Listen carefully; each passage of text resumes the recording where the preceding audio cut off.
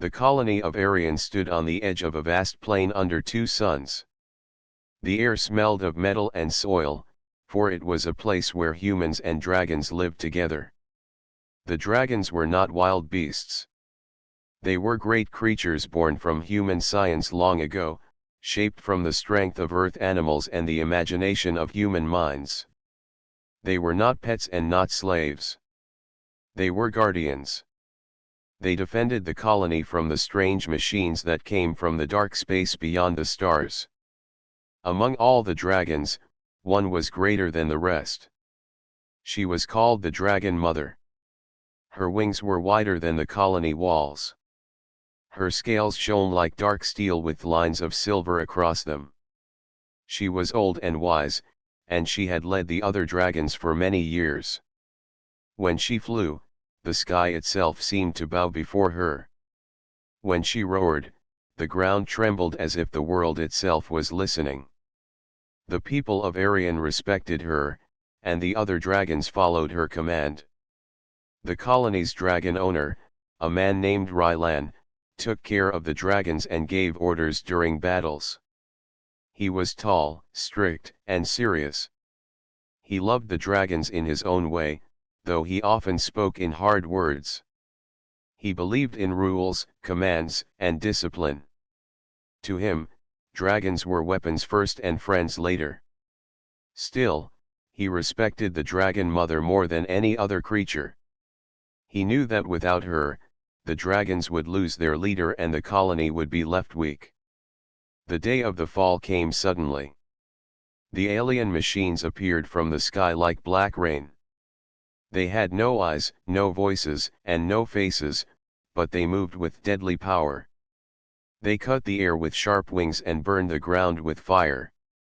For years they had attacked Aryan, but the colony had always survived because of the dragons. On this day, the battle was fiercer than ever before. The Dragon Mother rose into the sky first, her wings blocking the light of the suns. Behind her, the younger dragons followed, their bodies smaller but filled with fire. The colony soldiers cheered as the dragons took flight, for they knew hope always came when the Dragon Mother led. The clash filled the heavens. Fire met steel. Wings cut through smoke. The Dragon Mother roared and tore into the machines with her claws. She moved like a storm, her tail crushing one, her fire burning another into ash. The dragons fought with her, strong and brave, but the machines were many. They swarmed like insects, endless and merciless. The people below watched the battle with fear and hope. Every child, every worker, and every soldier lifted their eyes to the sky.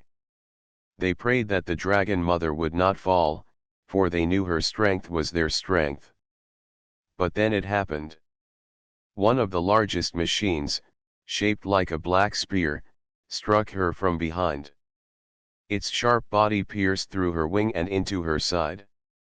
The Dragon Mother roared in pain, and her fire dimmed.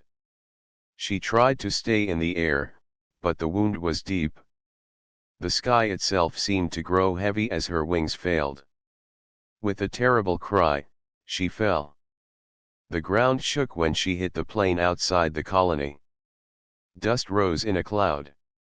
The younger dragons screamed in sorrow, their voices echoing across the land. The alien machines pulled back for a time, as if they had won. The people ran to the walls, staring at the fallen giant. Rylan rushed out with the guards and healers. They found the Dragon Mother lying on her side, her chest barely rising. Her great eyes were closed, and her breath came slow and weak. The healers tried to give her aid with their tools, but her wound was too great. The spear had burned through her body, leaving marks that even human machines could not heal. Rylan placed his hand on her scales. They were still warm but fading fast. He stood for a long moment, silent and heavy. Then he turned to the crowd and spoke with a voice that carried over the plain. "She is gone," he said. "The Dragon Mother is dead." The words fell like stones on the hearts of the people. A silence spread, broken only by the cries of the younger dragons. The colony soldiers lowered their heads. Children wept. Even the strongest workers felt their knees weaken. The Dragon Mother, the protector of Arion, the leader of dragons, had fallen. Rylan ordered the guards to keep watch over her body. He said the dragons would be restless without her, and they must not be disturbed. He told the healers to stand down. To him, the fight was over, and no power could bring her back. Night fell on Arion, but it was not a night of rest. The people mourned quietly in their homes. Fires burned in the streets as families gathered together in silence. Songs of sorrow were sung, though even music seemed empty. The younger dragons stayed close to the fallen body, refusing food, their wings folded tight against their backs. In the shadows of that sorrow, one pair of eyes stayed wide open. Myra, a small girl with hair the color of dark soil, sat by her home and stared at the sky. She had always loved the Dragon Mother more than anyone else. While others saw a guardian or a weapon, Myra saw a friend. She had often slipped past the guards to sit by the great dragon's side. She would sing soft songs or tell little stories, and though the Dragon Mother never spoke back, Myra always felt she was listening. When Rylan declared the dragon dead, Myra's heart refused to believe it. She had seen the dragon breathe. She had seen her chest move, even if only faintly. No one else had noticed, but Myra had sharp eyes and a hopeful spirit. She whispered to herself, "She is not gone. She cannot be gone." As the night deepened, Myra could not sleep. She thought about the dragon's great head resting in the dust. She thought about the warmth she had once felt when she placed her small hand against the dragon's scales. She thought about the stories her grandmother had told her, stories of the first dragons. Long ago, her grandmother said, the first dragons had been awakened not by machines, not by weapons, but by human breath. It was a bond of life between the small and the great. Humans had given them life, and in return, dragons had given humans their loyalty. Myra remembered every word. The memory filled her with a fire stronger than fear. She rose quietly from her bed, careful not to wake her family. She slipped out of her home, her feet silent on the ground. The guards at the colony gate were tired and heavy-eyed, for sorrow had drained their strength. Myra, small and quick, slipped past them unnoticed. The plain stretched before her, wide and silent. The Dragon Mother lay at its center, her huge body dark under the twin moons. The younger dragons were nearby, resting but watchful. Myra walked toward them with slow steps, her heart pounding, but they did not stop her. Perhaps they sensed her purpose. She reached the great head of the Dragon Mother. The dragon's nostrils were wide as caves, her mouth closed, her breath so faint it was almost gone. Myra placed her small hand on the dragon's snout and felt a trace of warmth. "You are not dead," she whispered. "You are waiting." Her voice was small, but it carried in the still night air. The moons shone on her face as she leaned closer. She did not know what would happen. She only knew she must try. Myra closed her eyes, took a deep breath, and pressed her lips to the dragon's nostrils. And there part 1 ends. The moons of Arion shone bright across the silent plain. The Dragon Mother's body rested like a mountain of shadow and silver under the night sky. The people of the colony stayed inside their homes, believing their guardian was gone. Yet one small figure stood by her head, a child with stubborn hope burning inside her chest. Myra pressed her hand against the scales. The surface was cool, but not as cold as stone. There was still a hint of life there, faint as the last flame of a candle. She leaned closer, listening with all her heart. There it was.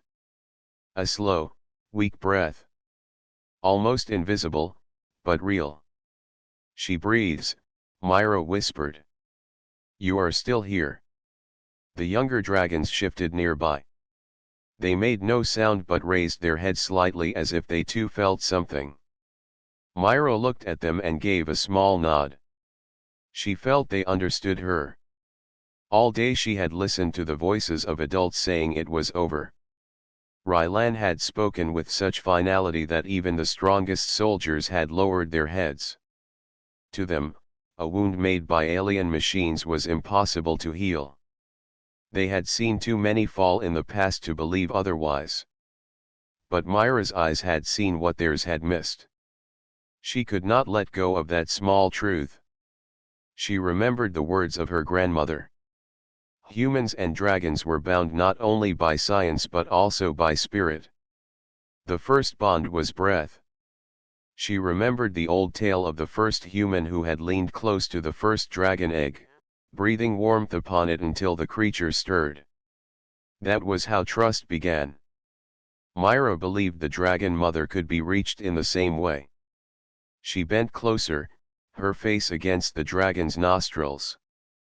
The air that came out was shallow, weaker than a whisper, but it was enough to make Myra's hair move slightly.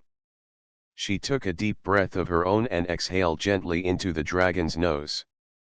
She repeated it again, steady and calm, like she was sharing her own life.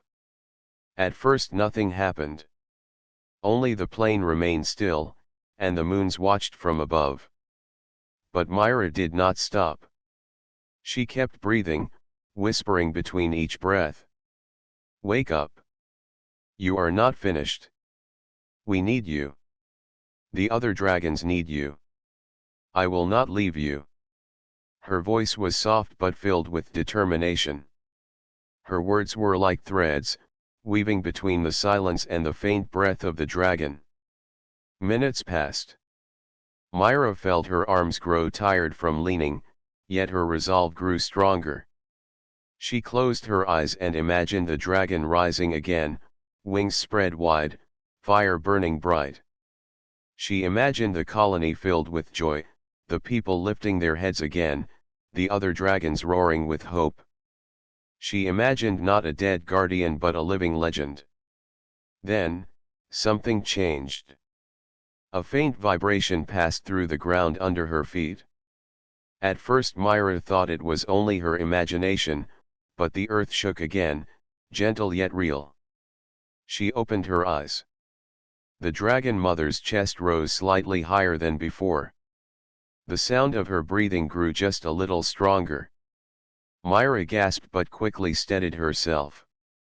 She leaned closer, breathing again into the dragon's nostrils. The response was slow but steady. The dragon mother's body stirred as though the giant was trapped in a deep sleep and trying to return. The younger dragons raised their heads higher now. One of them gave a low rumble, a sound of recognition. Their eyes shone in the moonlight as they watched the small girl continue her strange act of courage. Far away, on the colony walls, a guard noticed movement on the plain. He rubbed his eyes, thinking perhaps sorrow had made him see things. He called another guard to look.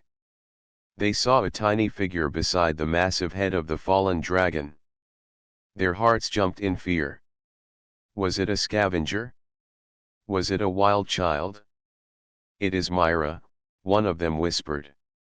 They hurried to inform Rylan, who was still awake, standing in silence in the dragon stable. When he heard the name, his face tightened. He did not speak for a long moment, then he ordered the guards to bring her back immediately. But Myra did not know this yet. She kept giving her breath to the dragon mother, steady and patient. She felt the bond between them growing, like a string pulling tight between her small heart and the great heart of the dragon. Suddenly, the dragon mother let out a low sound. It was not a roar, not even a growl, but a deep rumble that rolled through the plain like thunder far away. Myra stepped back in shock, but her eyes shone with joy. The dragon was answering. The sound made the younger dragons rise fully to their feet. They gave out calls of their own, softer than usual but filled with hope. At that moment, guards ran across the plain, their boots striking the ground. They shouted Myra's name, their voices full of worry. She turned her head but did not run. She stayed close to the dragon, her hands still pressed against the scales. The guards surrounded her. One of them tried to lift her away, but Myra shook her head fiercely. "She is alive," Myra said. "She is not gone. Look at her. Listen." The guards paused. They placed their ears near the dragon's chest and heard it too. The breath was stronger now. The body was no longer still. The dragon's eye twitched faintly as if she fought to open it. The guards looked at one another, uncertain. They had believed their commander's words. Now doubt spread among them like fire. Rylan himself arrived soon after, his steps heavy and face set like stone. He saw the girl standing proudly beside the massive head. He saw the dragons alert and restless. And he heard it too, the faint sound of life in the creature he had declared dead. His voice was harsh. "Step back, Myra. This is dangerous." Myra stood firm. "She needs me. She is listening. She is not dead." "You were wrong." Rylan's eyes burned. No one had spoken to him in such a way, especially not a child. Yet even as anger rose in him, he could not deny what his own senses told him. The dragon mother was not gone. Against all reason, she clung to life. The healers were called again, carrying their tools. They examined her, speaking in hushed voices. They admitted there was still a spark of life, though faint and fragile. They could not explain how it had lasted. They did not know how to heal such wounds, but they knew now that she was not beyond hope. Rylan turned his eyes back to Myra. "What did you do?" he asked. Myra answered simply. "I gave her breath. I gave her my promise. She is waiting for us to believe." The words sounded childish to many, but they carried weight. Even the guards felt it. Even the healers stood silent. Rylan struggled inside. He had always believed in order, in facts, in rules.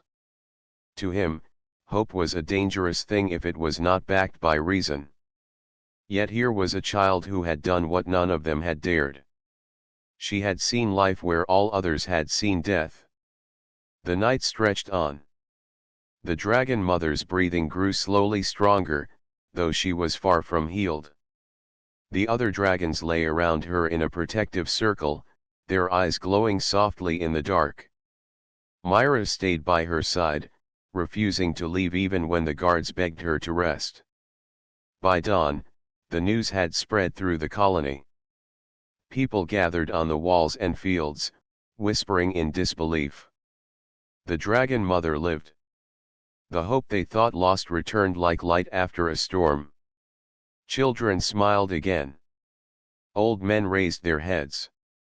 Mothers held their children close and spoke of courage. And always at the center of the whispers was the story of a little girl who had breathed life into a giant. The morning sun rose slowly over Arian, painting the plain with gold light. The people of the colony stood at the walls, their eyes fixed on the fallen but breathing form of the dragon mother. The night before had been filled with despair, but now there was a whisper of hope carried from one person to another. They spoke of Myra, the little girl who had not given up.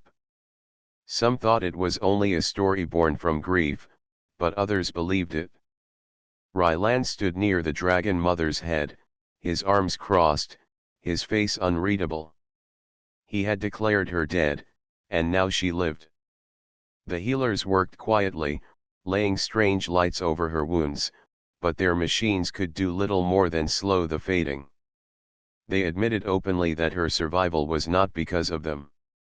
Something else kept her alive. Myra sat on the ground near the dragon's nostrils. She had not left her side all night.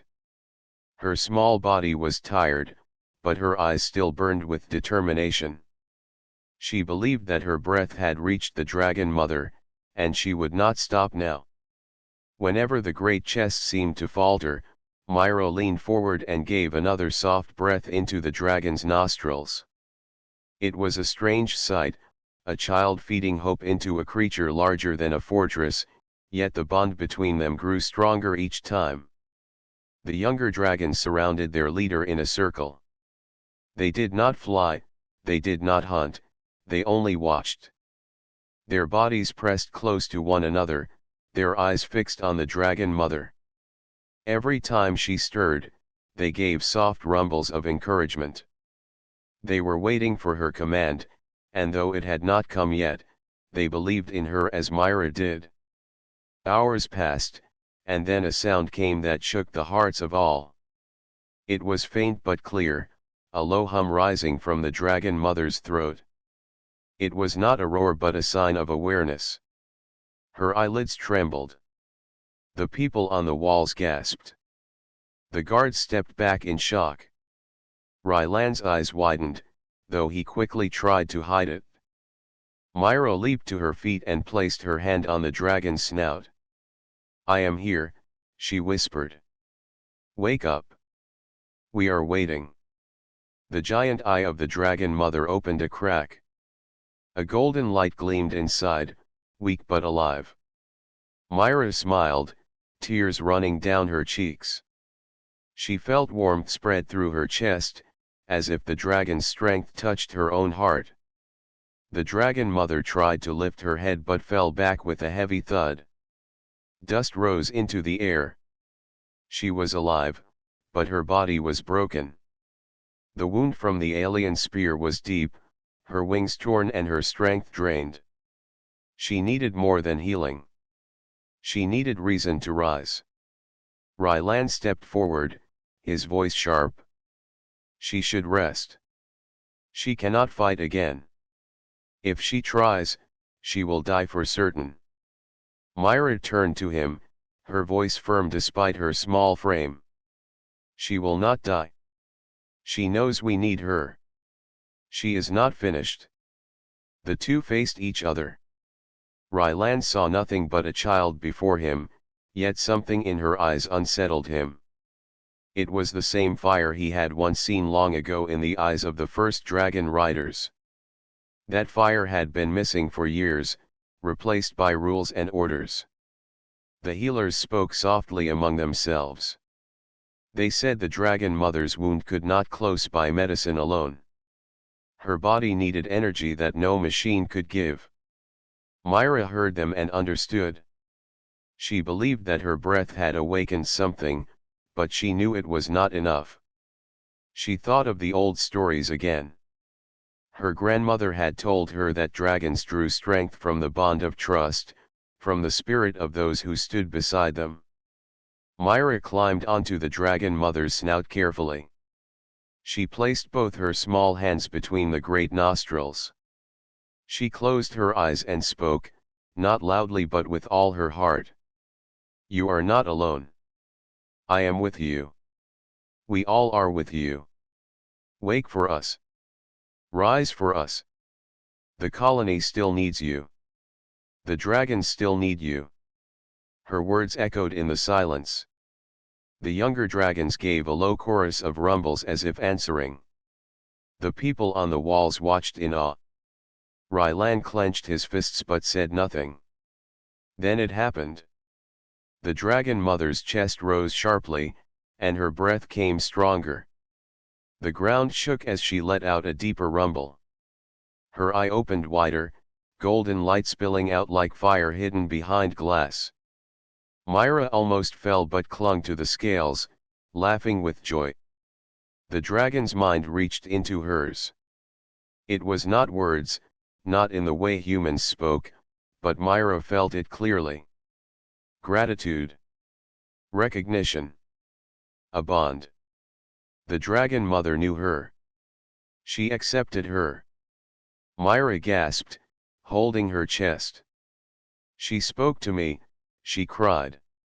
She knows me. The crowd erupted in whispers. Some called it a miracle. Others bowed their heads in reverence. The dragons outside roared together, their voices rising into the sky in a song of triumph. The sound shook the colony walls and sent flocks of birds fleeing into the air. Rylan stood frozen. For years, he had commanded dragons through control and strictness. Now he watched as a child, without command or power, reached into the heart of the greatest dragon alive. He felt anger, shame, and awe all at once. The dragon mother tried again to lift her head. This time she succeeded. Slowly, painfully, she raised it from the ground, her neck trembling under the effort. Dust rolled from her scales. Her wings moved slightly, though broken. Her voice came as a roar, weaker than before but still strong enough to shake the air. The people cheered. Tears filled their eyes. Their guardian lived. But even as joy spread, the danger was not gone. The alien machines still hovered at the edge of the horizon. They had pulled back during the night but were not finished. Their black shapes moved in the distance, preparing for another strike. The colony could see them through the shimmer of the rising suns. Rylan's mind filled with worry. The dragon mother could not fight in her condition. Yet her presence gave strength to the colony. If she rose again into the sky, she might fall for good. If she stayed down, the people might lose hope. It was a cruel choice, and one he did not know how to make. Myra placed her hand gently against the dragon's face. "You are not alone anymore," she whispered. She felt the dragon's breath wash over her, warm and steady. The bond between them deepened with every moment. The healers urged the dragon to stay still. They feared her body would tear apart if she moved too much. But the dragon mother's eye remained fixed on Myra. The child nodded slowly, understanding the silent message. It was not about command. It was about trust. She turned to the people and spoke with a clear voice. "She lives because she believes in us. We must believe in her. Together we are strong." The crowd listened. Even hardened soldiers felt their hearts lift.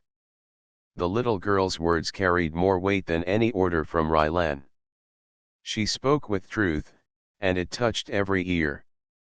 The dragon mother lowered her head again to the ground, exhausted but alive.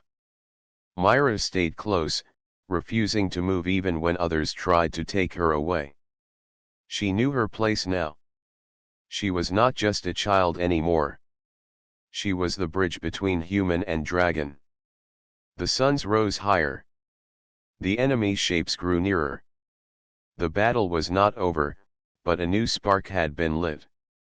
A little human girl had given breath to a giant, and in return, the giant had shared her spirit. The colony would never be the same again. The suns climbed higher into the sky of Arian, casting long shadows over the plain where the dragon mother rested. Around her stood the younger dragons, restless but protective. Behind them, the colony watched from the walls, their eyes filled with new hope and new fear. For the first time since the fall, life had returned to their guardian, yet danger still lingered. Far away, the dark shapes of alien machines gathered again. Their wings shimmered with cold light. Their movements were sharp and inhuman, like a storm made of blades. The people knew another battle was coming. The last fight had nearly destroyed their strongest protector, and the next one could finish what had begun. Myra sat by the dragon mother's head, her hand pressed against the great scales. The bond she had felt was still there, pulsing like a heartbeat in her mind. When the dragon breathed, she felt it in her chest. When the dragon stirred, she felt it in her bones. It was as if they had become two parts of the same life. Ryland stood not far away, his arms tight at his sides. He had commanded dragons for years, yet never had he seen one answer so deeply to a human voice. It disturbed him, yet it also drew him. The child had done what none of his orders had ever achieved. The dragon mother did not look to him for command. She looked only to Myra. The healers continued their work. They placed glowing devices on the wound, trying to mend the torn flesh, but progress was slow. They told Ryland that even if she lived, her body might never be whole. A broken wing might never carry her into battle again. When Myra heard this, she shook her head firmly. She will fly again. She will fight again. She only needs us to believe. The healers wanted to argue, but the girl's voice carried with such certainty that they stayed silent. Even the other dragons seemed to answer her words with soft rumbles, as though they too believed. The day passed, and the machines in the distance grew bolder. They hovered closer to the plain, their black wings blocking the light. Their strange hum filled the air, chilling the people on the walls. The soldiers prepared their weapons, but their hands trembled. Without the dragon mother, they knew their strength was small. As the shadow of battle fell again, Myra pressed both hands to the dragon's face. You are not alone. I am here. Rise with me. The dragon mother's eye opened fully, golden fire burning inside. Her chest rose, and with great effort, she lifted her head high. The ground shook as she pushed her body upward, her wings spreading slightly. Though one was torn, the sight of them rising filled the people with courage. A roar thundered from her throat, louder than before. It was not her full strength, but it was enough to shake the plain. The younger dragons answered at once, lifting their heads and roaring in unison. Their voices joined into a storm that carried across the land. The colony cheered. Soldiers raised their weapons higher, no longer trembling. Children ran to the walls, shouting with joy. For the first time since her fall, they felt strength return to their hearts. Ryland stepped closer, his eyes fixed on the girl and the dragon. He wanted to speak, to give an order, to claim command again, but the words caught in his throat. He saw the truth clearly now. The dragon mother did not belong to him, nor to the colony. She belonged only to the bond that had been forged in the quiet of night between her and a child who had believed when no one else had. The machines attacked at last. They came like a wave, black wings cutting the sky, their bodies glowing with cruel light. They dived toward the colony, firing streams of burning energy. The people screamed and ducked for cover, but the dragons leapt into the air to meet them. The younger dragons fought bravely, but their movements were wild without the steady guidance of their leader. The machines tore through their ranks, pushing them back. It seemed the colony would be crushed. Then the dragon mother moved. With a thunderous effort, she rose fully to her feet. Dust exploded from the ground as her massive body lifted. Though her wing was torn, she spread the other wide and bellowed a roar that shook the enemy. The younger dragons froze for a moment, then turned their heads toward her. At once their chaos changed to order. They moved together, guided by her call. Myra climbed onto her neck, holding tightly to the scales. She felt the dragon's mind touch hers again. Images, emotions, and strength filled her. She saw the battlefield not with her own eyes but with the eyes of the dragon mother. She understood her purpose. She was not riding to command. She was riding to bond. The dragon leapt forward, her claws tearing the ground as she rose into the air. For a heartbeat, it seemed she would fall, but Myra's breath joined with hers. The bond gave her strength, and with a mighty push, she flew. The torn wings strained, but she did not fall. She soared above the plane, her roar cutting through the hum of machines. The people gasped. They had believed she would never rise again, but here she was, carrying a small human on her neck like a banner of hope.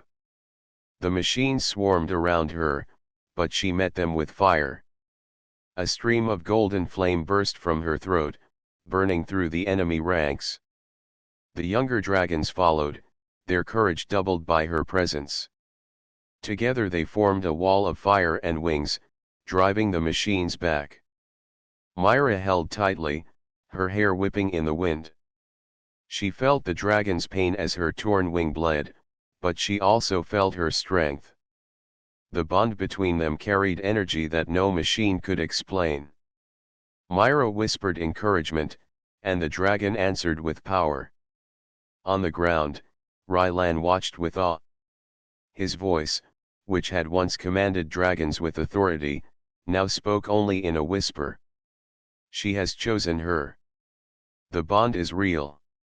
The battle raged across the sky. The machines struck with deadly light, but the dragon mother moved with renewed purpose. She fought not as a weapon but as a living spirit bound with a human heart. The enemy faltered, their formation breaking under the force of fire and unity. At last, the machines pulled back. Their numbers thinned, and their dark shapes vanished into the horizon, leaving only smoke and silence behind.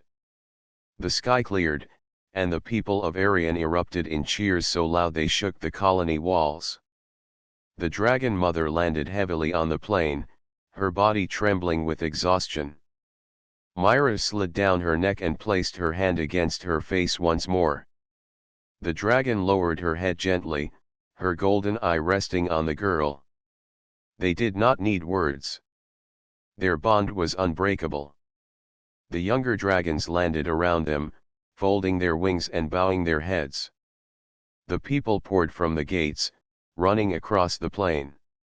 They gathered around, shouting Myra's name, praising the dragon, and lifting their hands in joy. Rylan stood among them, silent. His pride had been broken, but his heart was full. He stepped forward and placed his hand on the dragon's scales, then looked at Myra. She has chosen you, he said. From this day, you are her voice. Speak for her, and guide us. Myra nodded, her eyes bright with tears. She knew her life had changed forever. She was no longer just a child. She was the bridge between humans and dragons, the bond that would keep them strong. That night, the colony celebrated. Fires burned brightly, music filled the air, and voices sang songs of victory. They did not sing of machines or weapons. They sang of a girl who breathed life into a fallen giant and of the bond that turned despair into triumph. And under the stars, the dragon mother rested peacefully, her great body scarred but her spirit renewed. At her side slept Myra, her small hand resting on the warm scales. The bond forged between them shone brighter than any flame, a promise that would guide the colony into whatever battles lay ahead. The night after the great battle passed with music and laughter in the colony, but the joy did not last long. At dawn, the watchers on the high walls saw a darker sight than ever before. A new fleet of machines stretched across the sky, larger than any wave they had faced. Their wings filled the horizon like a storm cloud, and their sound was like endless thunder. Fear returned to the people at once. Soldiers tightened their armor and children clung to their parents. The victory they had celebrated now felt small in front of this new shadow. Myra woke from her sleep beside the dragon mother and felt the unease before the shouts even reached her ears. She rose quickly, pressing her hand to the scales of her great friend. The dragon stirred, her golden eye opening. Their bond pulsed with warmth. The girl whispered, "They are coming again, stronger than before. We cannot fail now." The dragon mother rose slowly, her body aching from the wounds of the last fight. Her torn wing twitched but did not stop her. She lifted her head high and released a low roar that rolled across the plain. The younger dragons answered with strength, their voices rising into the morning air. Rylan approached, his face pale but steady. He bowed his head slightly to Myra and spoke in a low voice. "This is the true storm. If we do not stand as one, we will not stand at all. The bond between you and her is our only chance. Guide us." Myra met his eyes and nodded. She did not feel like a child anymore. The bond with the dragon mother had changed her, filled her with strength she never thought possible. She placed her hand over the dragon's snout and closed her eyes.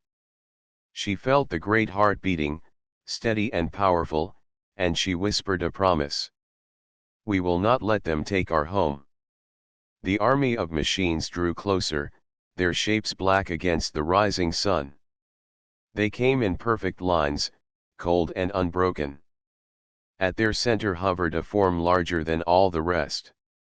It was not like the smaller machines they had fought before. This one had a body like a fortress, with glowing lines across its wings. It pulsed with a strange light, and even from afar the people could feel its presence pressing down on them. Whispers ran through the colony. Some said it was the mind of the machines, the master that guided them. Others said it was only the first of many greater enemies. Whatever the truth, its shadow spread fear across the land. The dragon mother spread her wings, the torn one straining but still opening. She roared again, and the younger dragons took to the air around her. Myra climbed onto her neck, her hands firm against the warm scales. The bond surged once more, filling her with fire. Together, they lifted into the sky. The colony below held its breath as the battle began. The first wave of machines dove from the sky, their weapons burning with light. The dragons met them head-on, fire streaming from their mouths.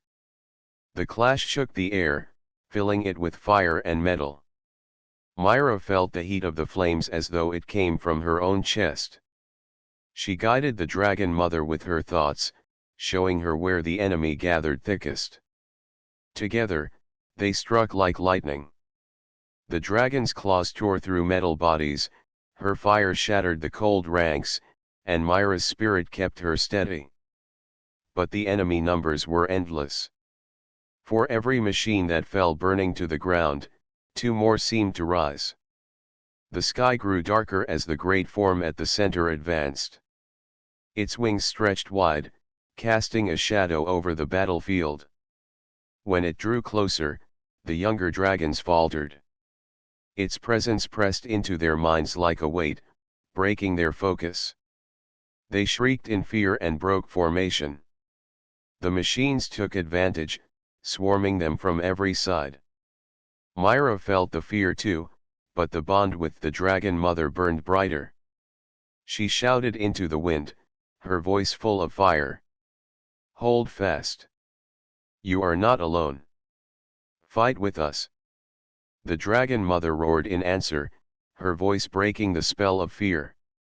The younger dragons turned back, steadier than before. They circled close, their fire joining into one storm. The great machine finally entered the battle. Its body glowed with power, and its voice came as a deep vibration that shook the air.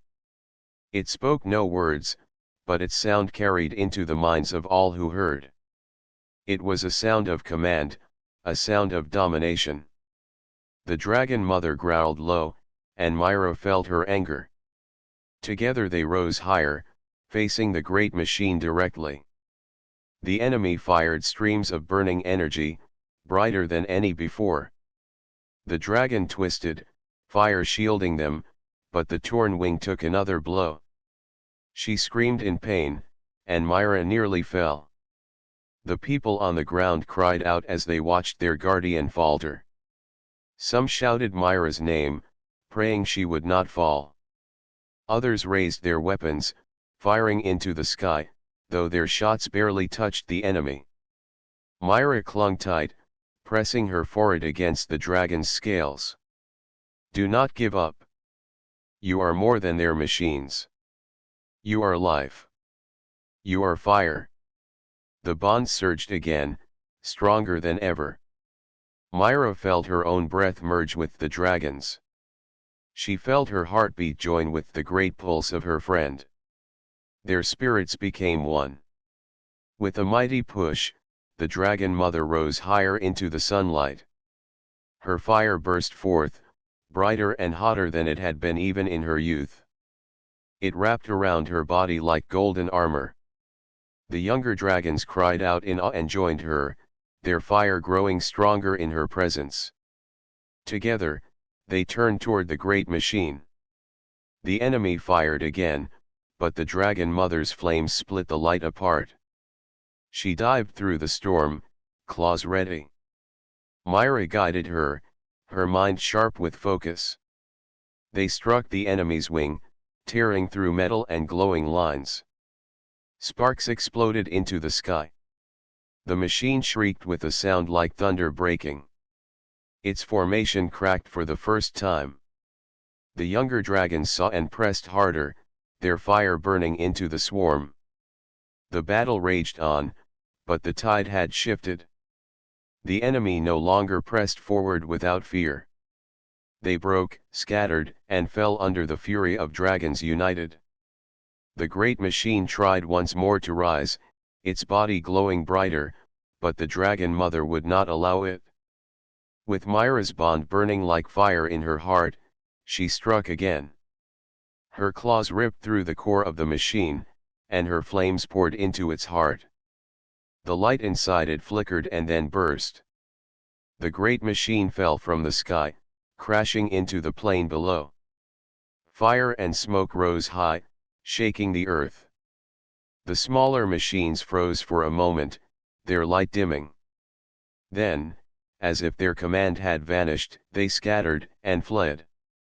The sky cleared at last. The battlefield lay in ruins, but the enemy was gone. The dragon mother landed heavily, her body trembling, but her head still high. Myra slid down and placed her hand on her face. The golden eye looked at her with warmth and pride. They had faced the greatest shadow together, and they had won. The people of the colony rushed onto the plain. They surrounded the dragon and the girl, shouting with joy. Songs began at once, voices rising higher than the smoke. Children ran forward, throwing flowers at the dragon's feet. Soldiers knelt, lowering their weapons in respect. Rylan stepped forward through the crowd. His eyes shone with tears as he looked at Myra and the dragon mother. He raised his hand and spoke with a voice that carried across the plain. This victory belongs not to me, nor to the colony alone. It belongs to the bond of life. It belongs to the girl who breathed hope into death. From this day, Myra is not just a child of the colony. She is the voice of dragons, the keeper of the bond. The people cheered louder, repeating her name again and again.